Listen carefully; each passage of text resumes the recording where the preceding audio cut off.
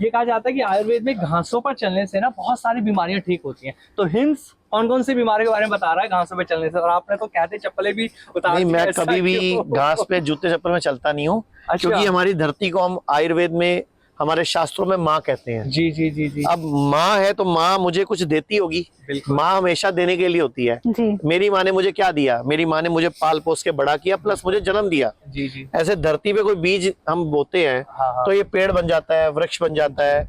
और तो धरती में वो शक्ति है ना, तो इस माँ में एक शक्ति और है जो धरती में कहीं और नहीं है। जी जी। वो है इलेक्ट्रॉन्स की शक्ति। अच्छा। मतलब आपको न्यूट्रिशन मिल सकता है खाने से, बिल्कुल। Vitamin A, vitamin B, C, D, E, F, calcium, iron, जी। फॉलिक एसिड सब मिल सकता है, लेकिन इलेक्ट्रॉन कहीं से नहीं मिलते। अच्छा। इलेक्ट्रॉन चाहिए तो एक ही सोर्स है, धरती। आचार्य जी, अर्थिंग क्या होती है? क्या यही अर्थिंग अर्थिंग यही है? यही अर्थिंग है घासों पे चलने से? कि इलेक्ट्रॉन्स मिले मुझे। अच्छा। अच्छा। तो इलेक्ट्रॉन मिले तो मेरी बॉडी में जो फ्री रेडिकल्स हैं जी। उनको बॉडी ने बाइंड कर लिया। अच्छा। फ्री रेडिकल मतलब कल को बीमारी बननी थी, जी। मेरे को ट्यूमर आना था, रसौली आनी थी, हम जो भी खाते हैं इससे फ्री रेडिकल डेवलप होता है। तो फ्री रेडिकल को बॉडी में बाइंड कौन करेगा? तो वो एक ही तरीका है जी कि हमारी अर्थिंग। जी। आचार्य जी, जैसे कि आपने बोला कि अर्थिंग, अब जब हम बात करते हैं मेडिटेशन की बात करते हैं तो एक बहुत जरूरी पॉइंट आता है, अर्थिंग तो आता है, उसके अलावा आता है पेड़ों को हक करना। इससे हैप्पी हार्मोन्स रिलीज होते हैं, ये भी बोला जाता नहीं, वो है। पेड़ों को हक करके भी होते हैं, किसी और को, सुंदर व्यक्ति को हक करके भी होते हैं, अपनी मम्मी को हक करके भी होते हैं, जी। अपने पिता को हक करके भी होते हैं, वो तो अपने दोस्त को हक करके भी होते हैं। अच्छा। वो तो जब आप हक करते हो तो हक उसी को करोगे ना जिसको आप प्यार करते हो या जिससे आपका दिल मिला हुआ है। अब जैसे अगर आप देखोगे तो यहाँ दो मूर्तियां रखी हैं। जी आप देखोगे तो एक मूर्ति में बच्चे को माँ उसका दूध पिला रही है अपना। जी, तो स्तनपान ये करा रही है। दूध किसको पिलाती है? माँ अपने बच्चे को तो पिलाती है।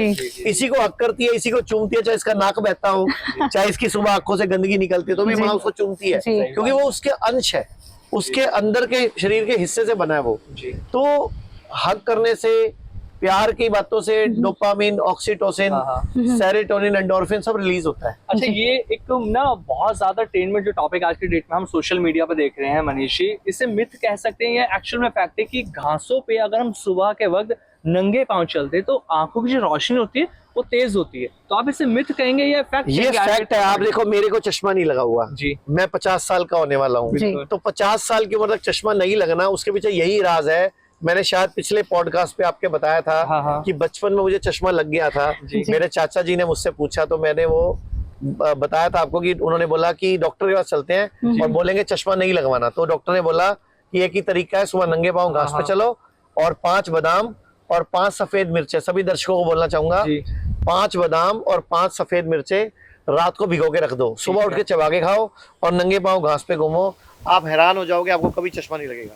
आचार्य जी, आज हम हिम्स में आए हुए हैं तो जब नेचुरोपैथी की बात हो रही है, मेडिटेशन की हम लोग बात कर रहे हैं, मुझे आपसे एक चीज पूछनी है। अभी कुछ दिन पहले मैं एक जो योगा सिखाते हैं उनसे मिली थी, जो कि सन योगी थे। उनका कहना है कि अगर हम सन को डायरेक्टली देखते हैं तो इससे हमारी आंखें और भी ज्यादा अच्छी होने लगती हैं। जैसे कि अभी बात की हम लोगों ने कि अगर घास पर चलते हैं तो वो तो बहुत अच्छा है ही है, तो क्या सन गेजिंग अगर हम करते हैं, हिंदी में अगर हम इसको बोलें सूर्य त्रयाटक हम इसको बोलते हैं, क्या वो भी आंखों के लिए फायदेमंद होता है? बिल्कुल बिल्कुल। और खाली आंखों से आपको सूरज की रोशनी या सूरज का बेनिफिट नहीं मिलेगा, आपकी पूरी बॉडी को एनर्जी मिलेंगी। अच्छा। आपको शायद पता हो, अभी 1 साल पहले एक भारत में एक योगी हुए हैं, योगी जानी करके, उनकी मौत हुई है 78 साल की उम्र में। उन्होंने पूरे जीवन काल में 11 साल की उम्र के बाद ना अन्न खाया था ना पानी पिया था। अच्छा। वो रोजाना सन से ही सारी एनर्जी लेते थे। अच्छा। इवन कि उनको डॉक्टरों ने, इंजीनियरों ने 11 दिन तक, 12 दिन तक कैद पे रखा, मतलब रोज उनके ऊपर नजर रखी कड़ी 24 घंटे कि कुछ कि खा वो तो नहीं रहे। खाते तो नहीं है। और उनकी रिसर्च में पाया गया कि सच में वो सूरज से ही सारी ऊर्जा ले रहे थे। अच्छा, एक बात बताओ, पौधे हैं, पेड़ है, जितने भी लगे हुए हैं, ये खाना कहाँ से ले रहे हैं? सूरज से। तो यानी कि इनकी बॉडी में वो टेक्निक है ना कि सूरज की रोशनी से अपने आप को अंदर अपने न्यूट्रिशन बनाने की। तो ऐसे हमारी बॉडी में भी है। जानी जो गुरुजी थे, जानी गुरुजी, उन्होंने अपने अंदर, योगी जानी ने वो डेवलप कर लिया था, हम लोग नहीं कर पाए। तो मैं रोज बोलता हूँ कि नंगे पांव घास पे घूमो, 5 बादाम 5 सफेद मिर्चे खाओ और रोज सुबह सूरज को नंगी आंखों से भी देखो, सन गेजिंग भी करो, तो कभी आपको चश्मा नहीं लगेगा। इससे आंखों पे किसी तरह कोई इफेक्ट नहीं पड़ता? साइड इफेक्ट कहते हैं ना कि लगातार देखेंगे तो आंखें हमारी खराब हो जाती हैं। नहीं नहीं सर, नहीं नहीं, जो सुबह उगता सूरज है हाँ हाँ और शाम को ढलता सूरज है वो कभी नुकसान नहीं करता।